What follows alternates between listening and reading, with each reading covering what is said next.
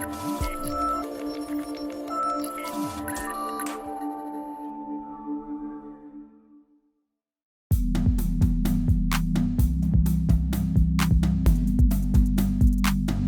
am in charge of store design and all sort of 2D communications, 3D digital content, branded environments, basically all the physical spaces of Verizon at this stage and everything that goes in it. We do also all kinds of other projects, design projects like doing, for example, branding our emergency vehicles that we saw sort of premiering after the hurricane. And store attire, and so it's really it's just a general broad sort of design role that I have right now at Verizon.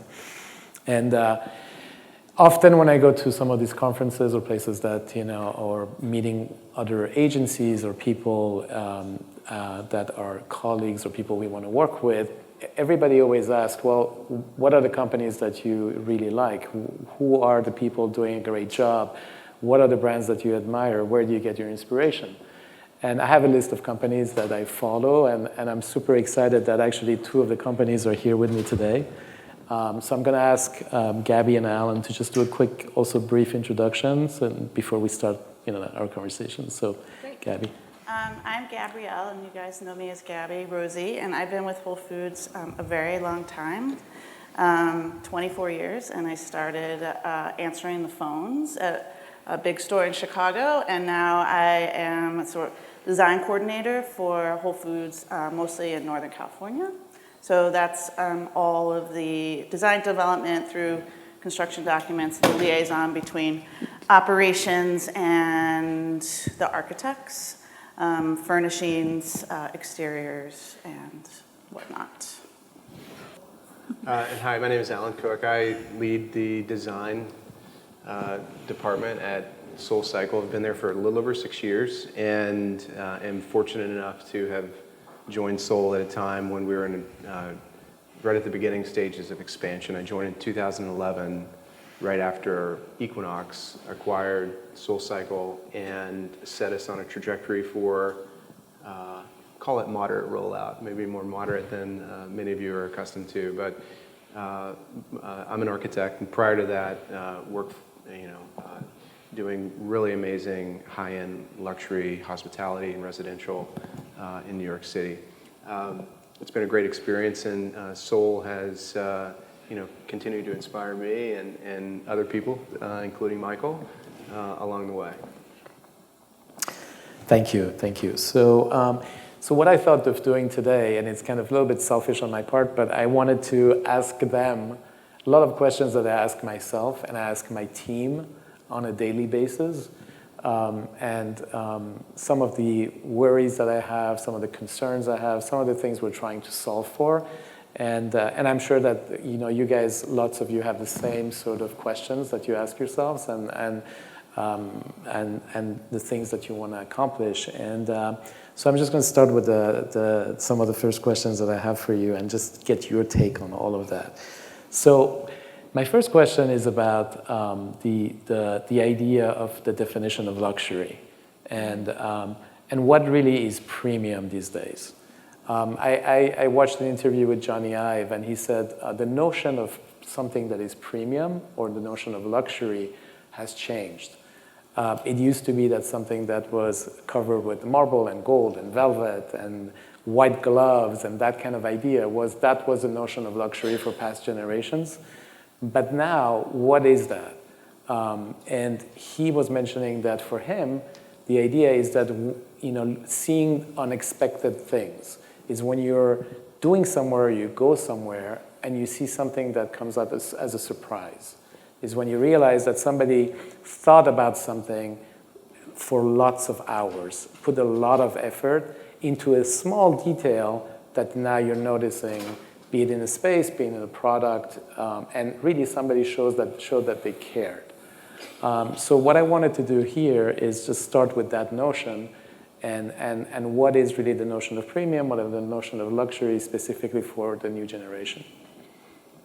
So I guess I'll start. So it's funny, when we were talking earlier, we discuss the actual definition of luxury, and it's two-pronged. And luxury is defined as an extreme state of comfort or extravagance, right? And in today's world, I think, at least for us at Soul, we trend more towards extreme state of comfort. And I think for us, that also means, yes, surprise and delight, but it means providing our customers an effortless experience. And in a way, giving someone the ability to relax and enjoy, what they're shelling out, $34+ to do. Yeah, the idea of luxury, we were talking about it, and also last night where Kim, right, she was talking about experiences based on their previous experience. So I think Whole Foods is different as a grocery store. It's like your typical conventional store, although they're starting to look more and more like Whole Foods, I think they walk into the store and they feel like we care about them. Our core values kind of guide everything that we do at Whole Foods, and one of the main values is celebrate our customers and our team members, and I think that's like a magical combination when you really think about it. So yeah, I think it is about them feeling safe and feeling like they're part of a community, and that we actually care about the food and the way it gets to the stores, and sort of our underlying reason that we're in business. Yeah.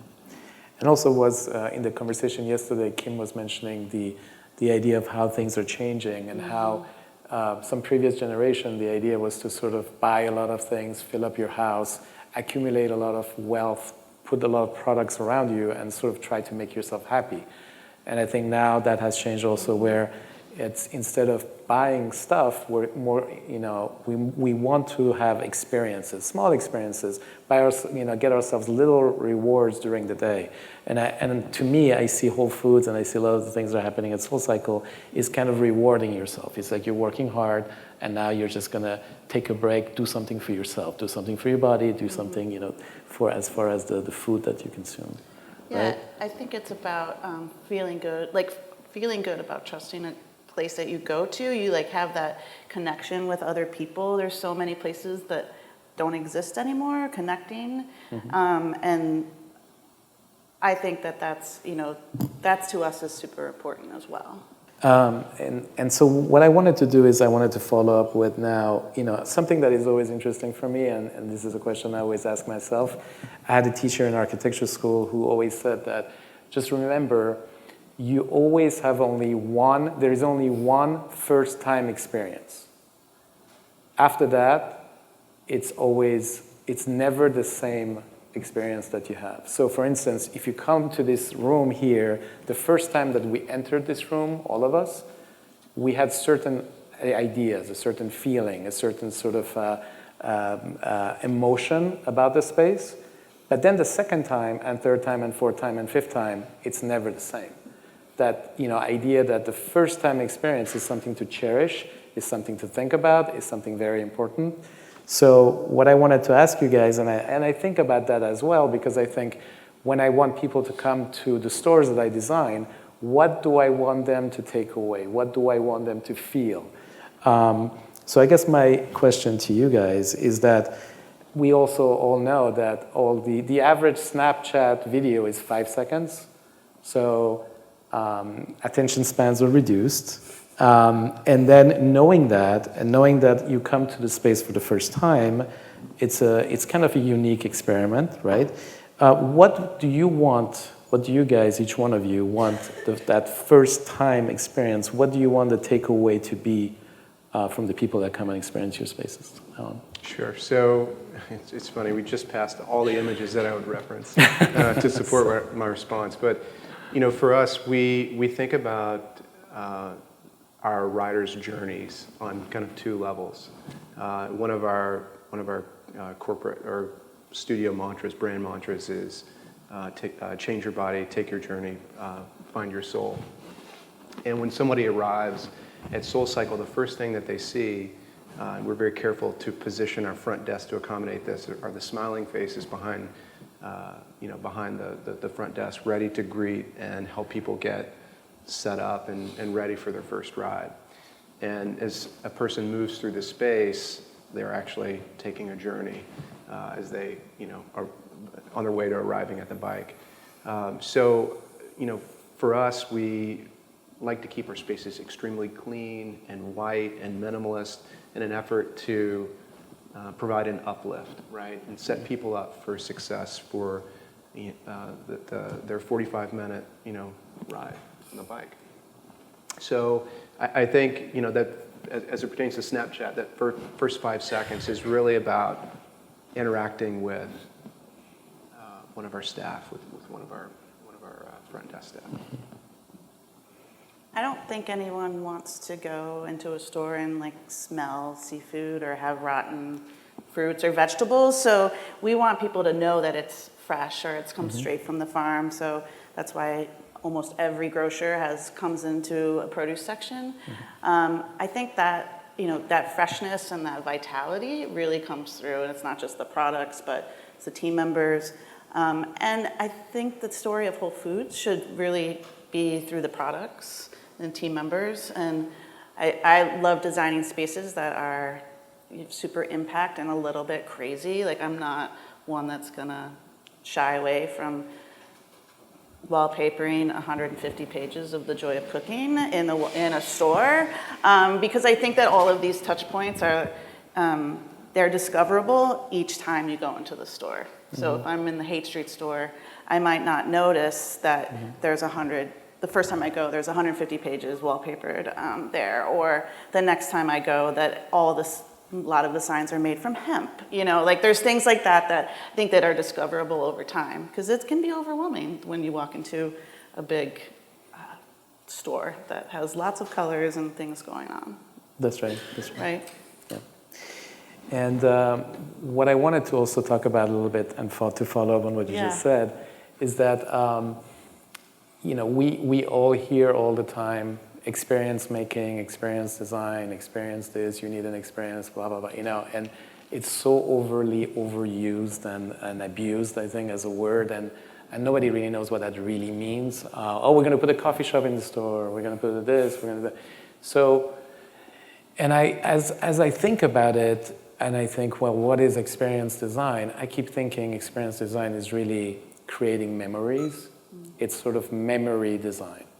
Is like what you take away when you come to a space and what you walk away with. What do you post on Instagram? What do you tell your friends about? And what stories, and I think as designers, we have to think about what stories are we saying, how are we communicating, and how do we make these spaces, in a way, sort of incubators for memories. And I want to sort of circle back again with, I know, for example, at SoulCycle, on many of the stores, I'm not sure if it's all the stores, but as you walk in, you have that giant sort of, graphic with all the images, and it says SoulCycle on it. That is I think it's very impactful. So can you tell us a little bit more about that, and how do you create sort of spaces for memories, and how do you follow up, and how do you tell better stories? Sure. Yeah, it's interesting to think about our space in that way. So as I mentioned, the fit and finish of our interiors is very clean and white and minimal.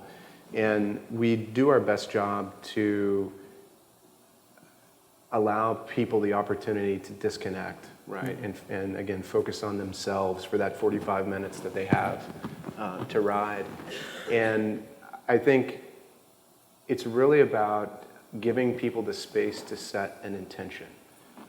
In New York especially, where it's an extremely busy city, and as many of you guys do, we all lead extremely busy lives, very connected lives. We're on our phone 24/7, and giving our riders the chance to cut all of that out for 45 minutes and have a clean space to be present and set an intention for themselves for the day or for the following day, should they ride at night, is super important to us. And as it pertains to memory, I think that it's actually one of the things that keeps our riders coming back. You know, they're attracted to an environment that gives them the ability to disconnect, to break free, to clear out, and to kind of reset their mental state, both and physically as well. Mm-hmm. Yeah, I think, well, people are wired to interact with other people, right? We're all, as much as maybe Amazon wants us to sit at home and like order stuff on the computer all day, like we need to talk to other people. And I think that's where some of the memories are formed. Like, we do some outreach with social media, but we're not, I mean, how many people have seen a Whole Foods ad? Like, there's not many. And so that word of mouth and those memories that people make and share, super important. Like, there's some images of our beer garden or tap room. We did a whole brewery in our store in San Jose, and just through social media, there was a line like 3 hours long, okay, maybe I'm exaggerating, but like 2 hours long to get into this place. And we're like, a brewery and a grocery store, that's great. But, I think that people can say, oh yeah, we went to Whole Foods and we had this great food, but we also tasted all of these delicious IPAs too. So I think there's like the connection of other people and imprinting a memory that makes you feel good when you go into a space, like you feel good about what you're buying, you feel like you can trust the company that to provide those services for you. They kind of take all the legwork out, and I don't know, I think it's exciting to think about all the people that you can meet and team members. Like, I see the same people in the Oakland store all the time, and even though it's a huge store with lots of people, it's good to have memories with other customers and team members and share a beer or two. Yeah. And I think it's interesting also that the nature of marketing is also changing tremendously. Whereas you had companies spending billions and billions of dollars building brands for, my generation, and spending all that money. So you had in your head, you had that notion that, hey, if I go to the Ritz-Carlton, it's going to be a great hotel because I've seen that ad. If I go to certain places, if I drive a certain car, I have a certain quality. So that was a huge business. What we know now, though, is that, with some of the research that we've done, is that actually the new generation, that's not the way they work. They don't really have brand sort of fidelity. If they want to go to a new town and they're looking for a hotel, they go online and they find out what are the reviews. And they base their decision on reviews. It's either reviews from social media, it's reviews on Yelp, it's reviews online. They find the best places based on social media or their own research, as opposed to having sort of just having that brand moment. So I think that's why also I was talking about the impact of social media and how do you use that? And I guess my next question, and I think we touched upon it a little bit, was how do you make your customers your sort of brand evangelist? How do you make them, since we know that the peer-to-peer review is the most important thing, how do you incorporate that in the store? Do you have plans to incorporate that in a physical way? Sure. So Instagram. Huge tool of ours. We spend a lot of time talking about where are the selfie moments inside of our space. That's the quick and dirty discussion. But I think the real meat for us is finding opportunities to let our riders tell stories that are meaningful, right? And what we've developed recently is a really amazing lifestyle portal that exists completely in the digital realm. It's called Soul Life. And from time to time, we'll be approached or we'll find independently one of our riders who's done something really amazing. And by amazing, that means battled back from cancer, right? We've had stories where veterans have dealt with PTSD. We've had stories of people coping with loss.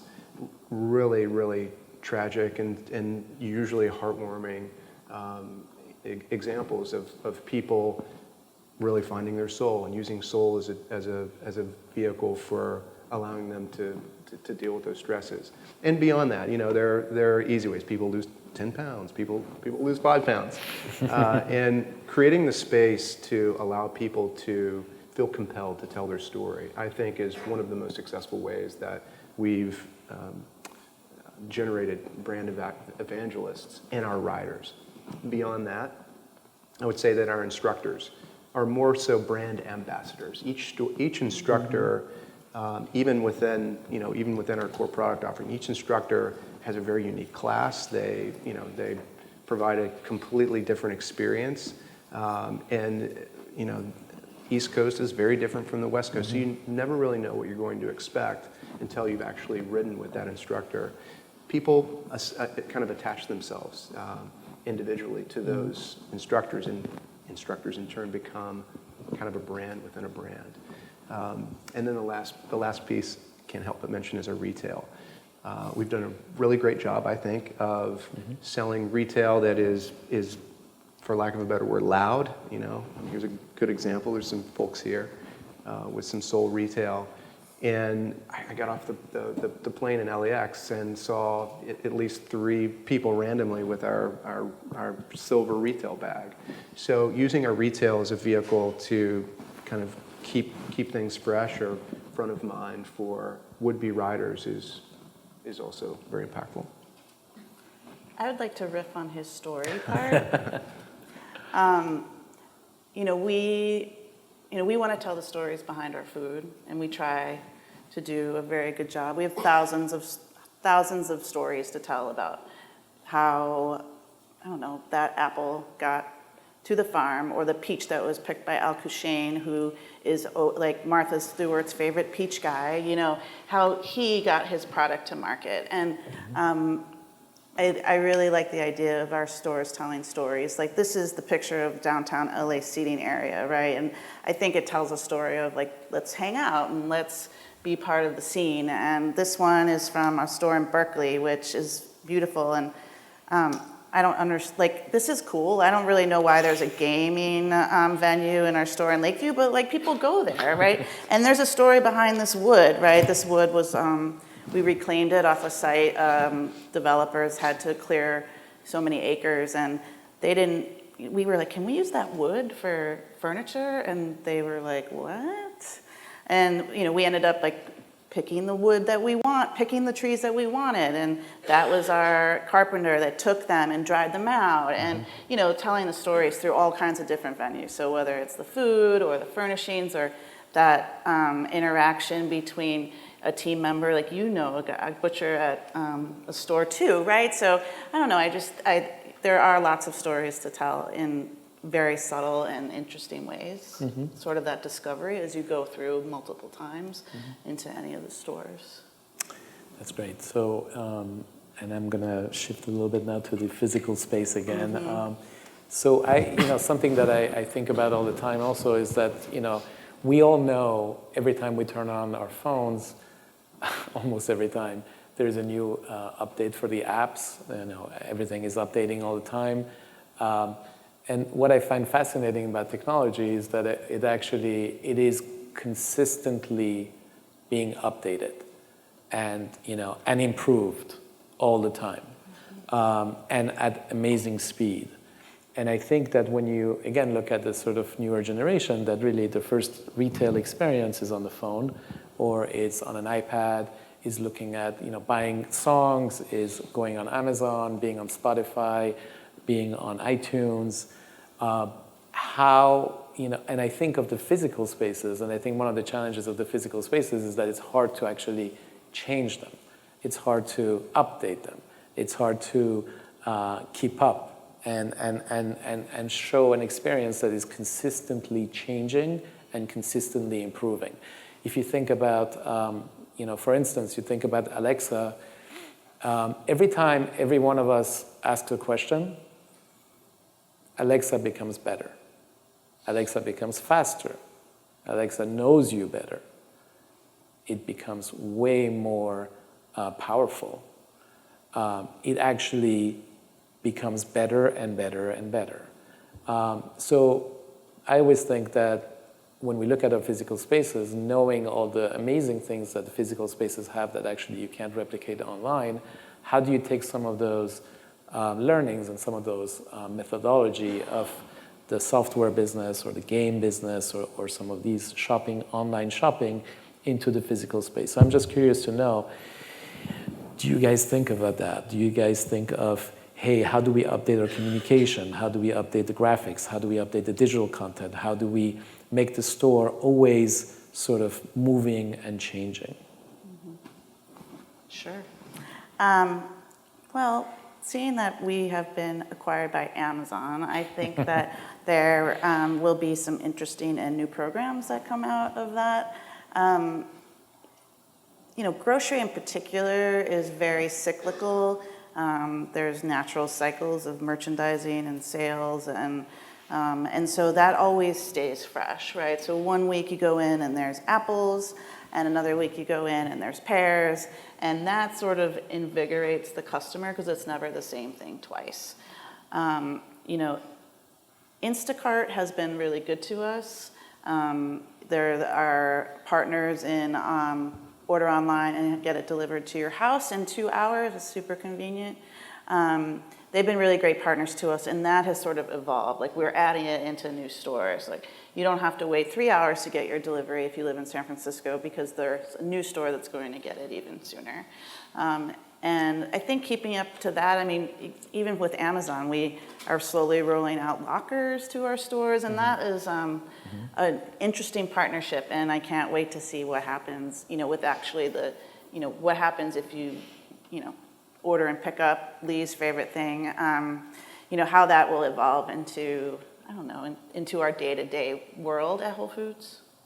The digital at Soul, I think, really exists to support the experience itself. And it's funny because, like a lot of retailers have, and I think still continue to do, we've experimented with devices in our space, albeit brief.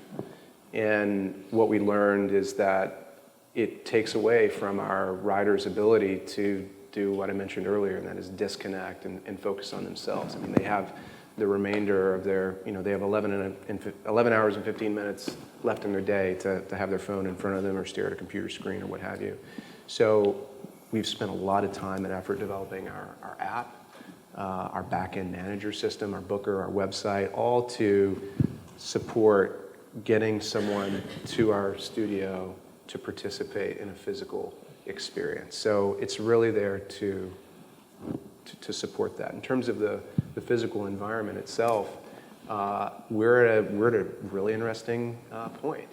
As I mentioned, I joined in 2011. Well, at that point, we only had 7 studios. Now we're at 80 plus. So we're just now coming to terms with how to strategically reinvest in some of our locations to keep people engaged in a meaningful way. We've started to do some really cool things. One that I'm really excited about that is complete is having partnered with some local artists to do event-based live painting in studio. And that goes beyond the physical space. We've done retail collaborations with the artists, so it exists on multiple levels. So I think what we've been successful in doing and will continue to do is to use our here you go, here's a good example. On the back side of that wall is one of those art installations. But our spaces are super clean and white, and we ultimately use them as canvases. We'll use them to support event-based marketing and other, call it in-studio takeovers, to continue to kind of surprise and delight our customers. Mm-hmm. Mm-hmm. At Verizon, we didn't have the issue of the devices, obviously. We're still a store full of devices. But what we needed to do is we needed to look at how do we humanize the store? How do we make the store better? How do we elevate the experience of buying devices? So we did a lot of work on that. But at the same time, I always felt that there are ways in which online shopping is really successful and is really fast and easy, and there are certain things that really have not been translated into the physical space. And I think that's something that everybody should consider. And we're trying to do that. We're trying to tell better stories at the store level. We're trying to connect things. We're trying to bring some of that ease of shopping online to the physical space. So I think that those are all things that we're trying to do. And at the same time, I mean, you guys both have your store of experiences in a way, so you don't have the same issue as some of the retailers that are basically more transactional and have the need to bring in other sort of digital content or experiences or events like you're saying in order to bring people in. So I want to be mindful of time. We have about 8 minutes left. That's actually, I have a few more questions, but I'm curious to see if there's anybody here that wants to ask any question or anybody specifically for Gabby or Alan about really great companies that they're working with. No questions?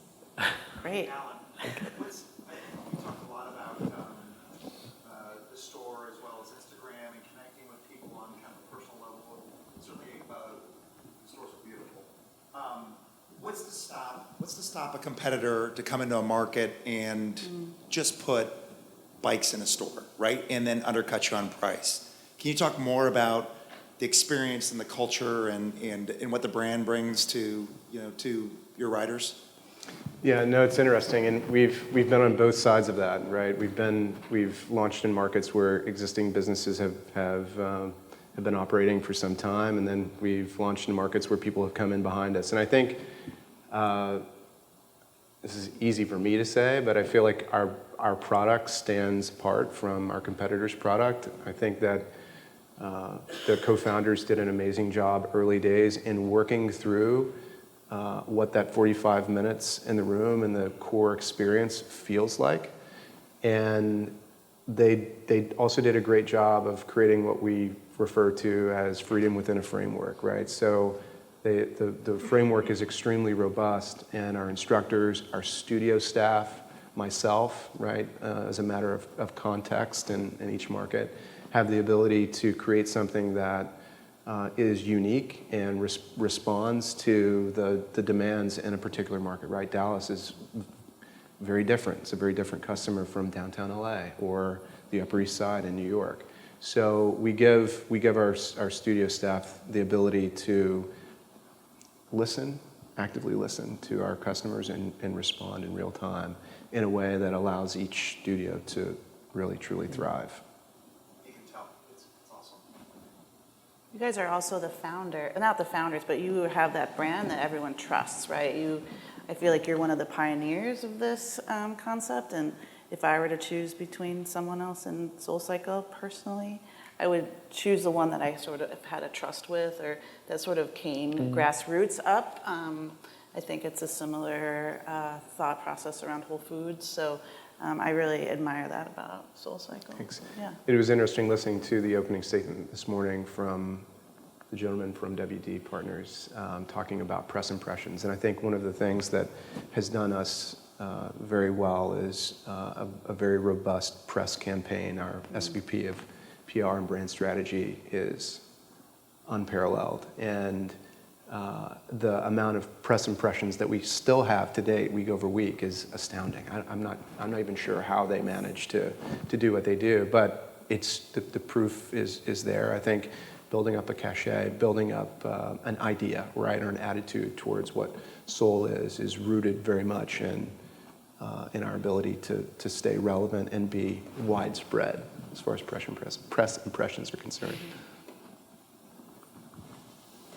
The fear for corporate is that, at least for my corporate, is that the freedom you give the store leads will cause them to go off brand, right? And so that means you clamp down. So how do you think about that in terms of the freedom to go regional with an experience while ensuring that 80 different people are going to stay on brand for the store? Whole Foods is a very decentralized company. each region has sort of control of their own execution, perhaps, of certain programs that come from the global office in Austin. And so, being with Whole Foods for 24 years, like, the culture is definitely going towards some framework of what you can do, because in the years before, it was like Wild Wild West, right? So we did this partnership with Nom Nom Paleo. I don't know if anyone knows that, but who they are. But we were talking about it internally, and I heard the story where, like, so-and-so at this store, there was no displays, and we're getting thousands and thousands of hits on social media, and it's becoming a huge way to bring people in, and so they talked to them and they said, this is what you need to do, but they got to create what their display looks like. So when we started selling Echoes, each store got to do it in their own special way. So it's different than most companies, and so it's really, it becomes almost like a competition. Like, sometimes I'll get images from a store in New York, and they did this, and we want to do that, but let's do it this way, or let's add on to it. And, oh, they did mochi, well, we're going to do frozen macarons. And, like, it just becomes like a snowball, and that's kind of how the best ideas, I think, at Whole Foods happen, is because it's, everyone sort of snowballs on it, and, it's the best man wins kind of thing. But it's definitely gives that collaboration, too. Yeah. I think for us, I see it as very simple. We have extremely strong lines of communication internally within our organization. We work extremely hard to make sure that the field staff, right, the people that are running each individual studio, have a corresponding team member in corporate who's ultimately their partner, right? I think the other thing that we've done a very good job of is hiring from within, right? We train our junior staff to work up and ladder up into more senior positions, and it gives us the ability to help them understand, what checks and balances work beyond the rule book, right? People know what is important as far as forward-facing, what gets put out into the world. But I think the biggest thing there that's helped us is having extremely strong communication. And reporting with leadership. All right, great. Thank you guys very much. Thank you. Fantastic panel.